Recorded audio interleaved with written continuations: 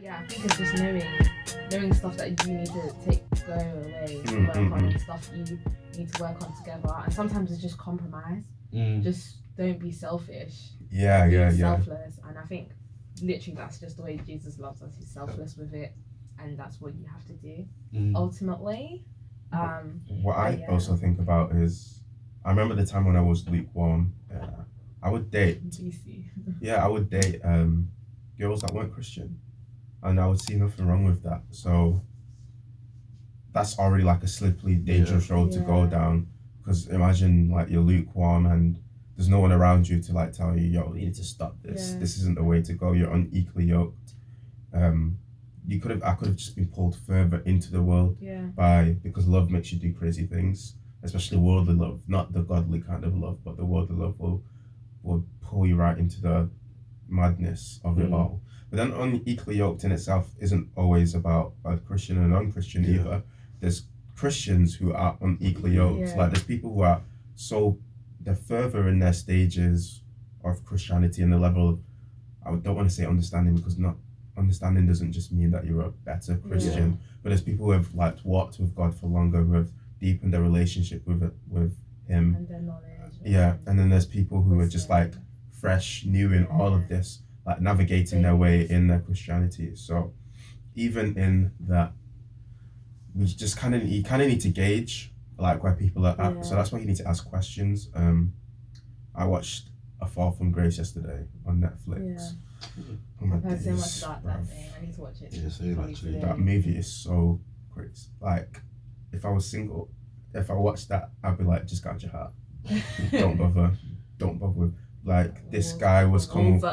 This guy was coming with sweet enough things. He seemed like the perfect guy. There was like no sign, no hint of anything that was wrong with him.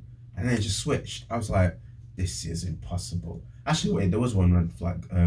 He would go to church with her, but he wasn't the church guy. He would wear, but for me, it was when he was wearing sunglasses inside. I was like, people who wear sunglasses inside are a bit dodgy. There must be something. What are you trying to hide your eyes for? Like, there's something going on here.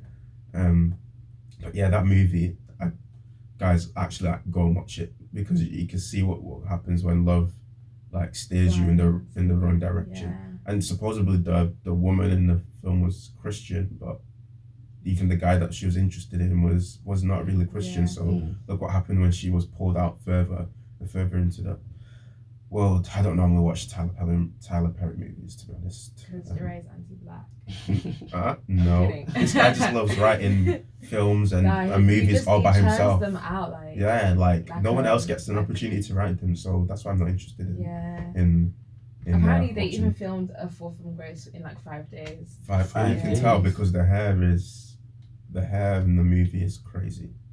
Like, you know, who's hair? The hair of the woman who I don't want to spoil it. I'll just let you watch it. But yeah, let's talk about like the do's and don'ts. I think one thing is having someone you're both accountable to. Oh yes, accountability. A for accountability. Is a massive one. You Christians don't like that stuff, but you need to inject it. You don't want to answer to anyone. That's the problem, because we have relationships where people don't answer to anyone. So they just do whatever they want. It's literally that's literally the poison ivy of most relationships.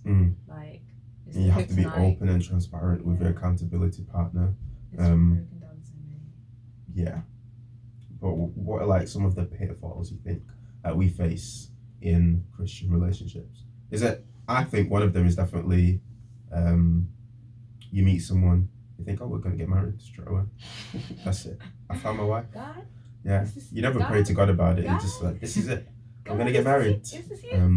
God, you don't go through the process. You never actually really ask, do you? You don't listen to any of your friends. You're just like, you don't know anything. Like, people are scared to ask God sometimes because you don't want to get a no. Because if you get a no, that's it. Get it. You think it, but God, we went through the talking stage. Like, it was a long talking stage. Is this my wife? No. No. Ooh. And that. The feelings are here though. So what are we gonna do about that, sir? But yeah, people don't ask God. I agree. What else? Do you have any anecdotes, Raph? Anecdotes of Christian relationships? Yeah, anything that you personally. I think you have to be okay. Yeah, so I'll say it in this way: you have to be ready to listen to God about your relationship. Because I remember there was a time I started talking to a girl and she was really cool people. She was Christian and everything. Like everything was going well. And I remember for time God was saying, slow down, like not now, not now, not now, not now. Hold on there, boy. And I refused to listen more because I was scared that if I let go of her now, I would never ever get her back. Yeah. And I'm saying sometimes like, you gotta let things go. You get what I'm saying? Let it go, let Yeah. it go. I wasn't listening for time. I was ignoring God for time, and I think he kind of showed me that you should have listened to me, because we ended up having like a massive tuffle or falling out, and it kind of like changed everything. And at that point I was just like, damn, if only I had listened. Even though like also it's like, be careful what you pray for, be careful what you say amen to.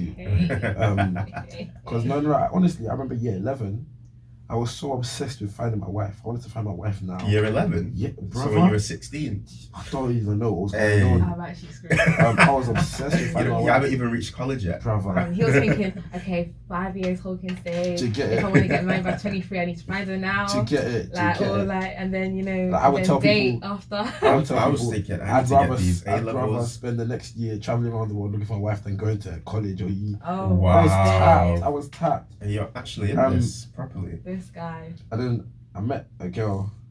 I thought, oh, God, finally my wife.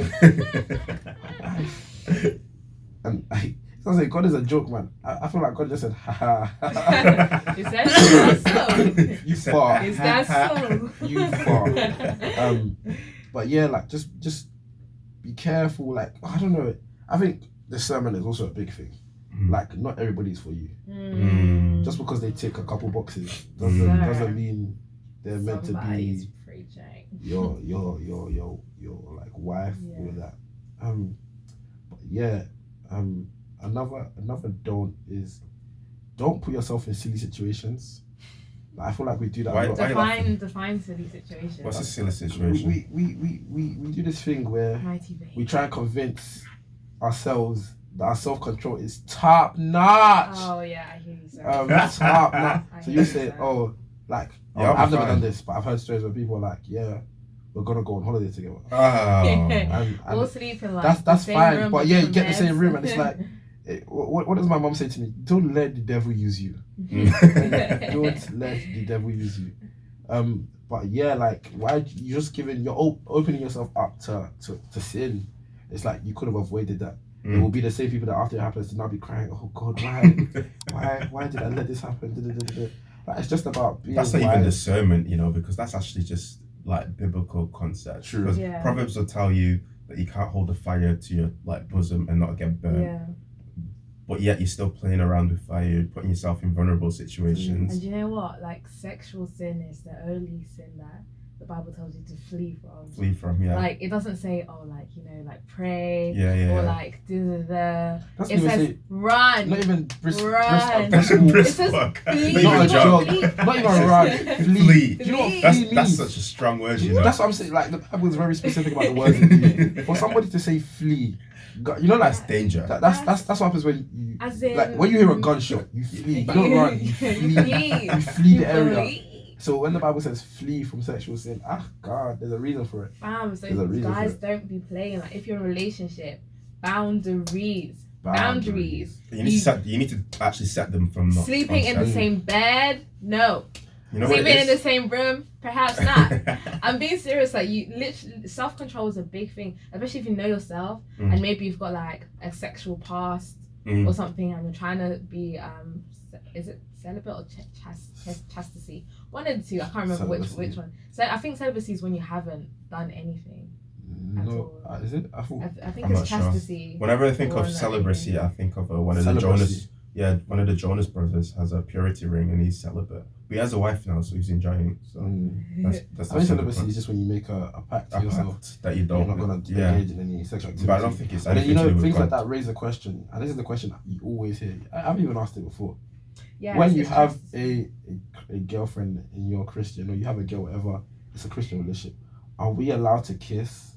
So does that count as sexual? I've learned to not judge like the relationships. Everyone's relationships is different. Like in my relationship, I personally do not kiss my girlfriend at all, because I know that the road that will lead down to. So it's just different.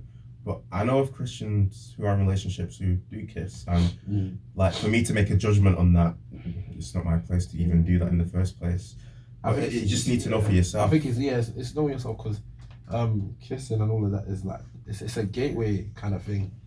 Like it's a gateway. Yeah. Anybody A gateway drug. anybody that, because honestly, anybody that says they don't feel anything when they kiss, and you don't want anything else to happen, you're a liar. You're a liar. You're a liar. Don't let the devil use you. Don't let the devil use you. Let the devil use you. You're a liar. Like, even if you don't, there's always that urge to just do more, to do more. Yeah. And then it's like, when you explore that more, it might not be more all the way, but just even the next step.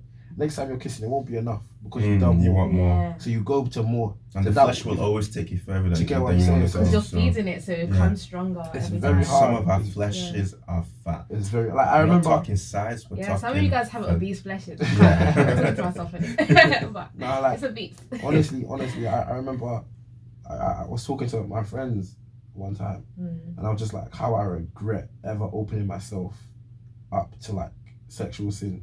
Oh yeah, because it's so hard. Like, I remember back in the day where I'd never kissed anybody. I couldn't relate to what anybody was saying. Like, you know what I'm talking about? I'd do like the but I couldn't relate. I didn't know. But the minute you do it, brother, life gets so techy.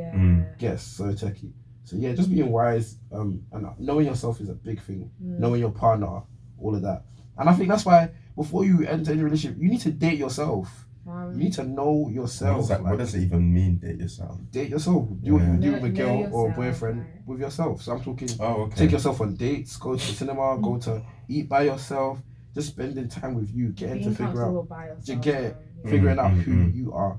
Because if you don't know who you are, if you don't love yourself, no one will ever be able to do it for you.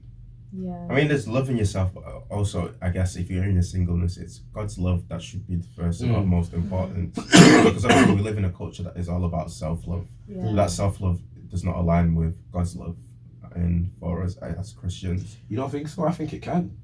Not always, because some people deem self-love as that has sometimes like negative traits to it, like cut people off here. No, that's all rubbish. Yeah, I know. When I say self-love, my thing is, like, I'm legit loving me the way God loves me. Oh, okay. So this is why we need to specify things, because words have been like mixed up. So understanding that you're fearfully and wonderfully made, understanding that you're beautiful no matter what anyone tells you. Like, I think that was one of the biggest changes in my life when I realized beauty is opinion. Like, it's legit opinion. No one can tell me I'm ugly and it should make me feel ugly, because even if 10,000 people think I'm ugly, it doesn't, like, opinion isn't fact. So it doesn't make it right.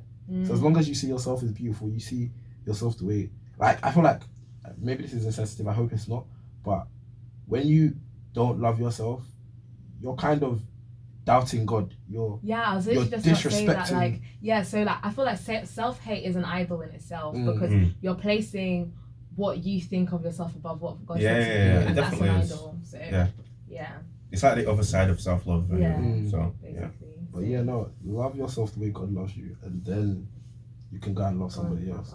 Because if you don't understand why you should be loved, or who you are, who you are in God's eyes, nobody will ever be able to convince you. Like, I've been with insecure people where you tell them, oh, you look nice today, they don't believe it. They don't believe it. And there's nothing you can do to make them believe it, because deep down in themselves they actually don't believe it. Like, and that will lead to problems. That will lead to like arguments and stuff. And even you get tired. You get tired when you're trying to compliment your other half and they're not believing it. Why am I even complimenting you? I don't know if it's our place to even make them believe it, because like you said, it's within themselves has to do it. Like you said, that's why you would get tired, and you're thinking there's actually no method that you could use to get them to see the way that God sees them.